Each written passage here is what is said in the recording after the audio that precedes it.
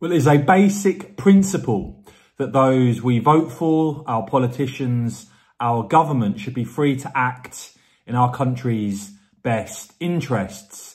But in recent years, we've seen an increasing power grab from the likes of the European Union, from the likes of the ECHR, who are even getting involved now on climate policy, and the likes of Nigel Farage also now warning about a potential pandemic treaty with the World Health Organization. The basic point is this: if we as citizens, as voters, elect a government that then can't implement a policy, how much of a democracy do we really live in?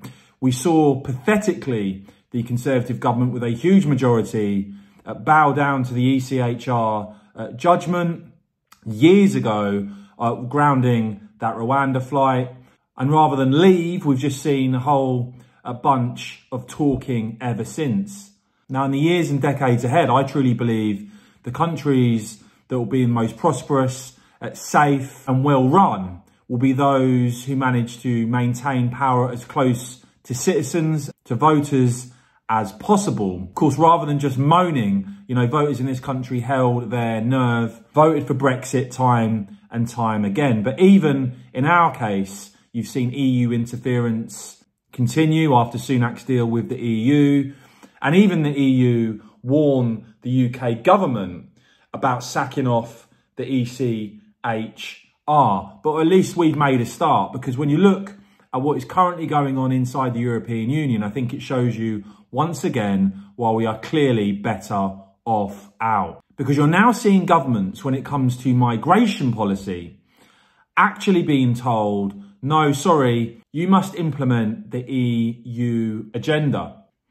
Now, this relates to the EU Migration Pact that you've just seen approved, despite only 20 of 27 countries endorsing this plan. You actually saw Poland, you actually saw Hungary vote against it.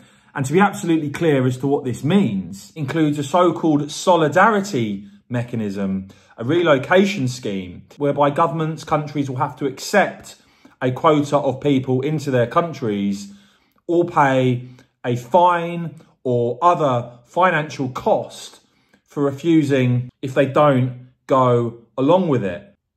So it looks like Ireland and Denmark abstained or didn't vote.